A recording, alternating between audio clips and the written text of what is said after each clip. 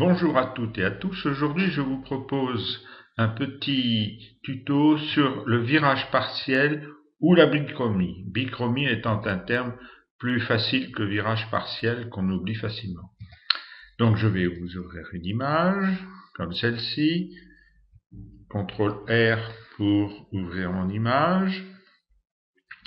Bien, ici, nous avons donc le fameux TCL qui veut dire teinte, saturation, luminance, que nous reverrons ensuite plus attentivement ensemble. Donc on se met sur teinte et on va dans un premier temps convertir notre image en noir et blanc.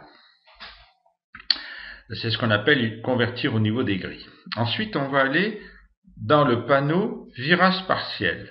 Là, comme vous pouvez le constater, nous avons les tons clairs, les tons foncés et une balance qui permet d'équilibrer entre les tons foncés et les tons clairs. Dans un premier temps, nous allons sur la teinte en appuyant sur la touche Alt et nous choisissons une teinte au hasard ou en fonction de ce que l'on souhaite comme bichromie. Bien, je vais par exemple aller... On peut faire du sépia en allant dans les rouges, comme ceci. Ensuite, on peut saturer plus ou moins son image. Vous voyez? Voilà. On va faire de même avec les tons foncés. Là, je suis dans les verts, vous voyez?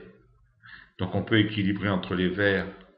Si je veux mettre un peu plus dans les rouges ou un peu plus dans les verts. On équilibre donc. N'oubliez pas qu'à gauche, on va toujours vers les tons foncés et à droite, toujours vers les tons clairs. Hein? C'est le principe de Photoshop. Et on peut bien sûr saturer plus ou moins son image. Donc ici, plus je sature, plus je vais dans les verts. Par contre, si je veux aller plus dans les mauves ou vers les zones pour faire un petit peu de photo ancienne, vous voyez, pas trop. Voilà. On équilibre un petit peu son image.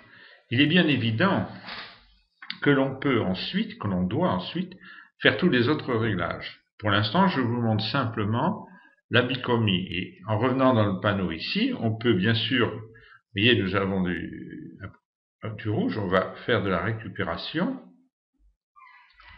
pour rééquilibrer son image. Voilà, vous voyez, on passe ici du rouge au noir. Voilà. Donc une image qu'on peut éclaircir un petit peu avec de la lumière d'appoint si on le souhaite. Voilà, et on obtient une image en bicolore qui est effectivement de votre choix. Voilà, ce petit tuto est terminé, je vous dis au prochain.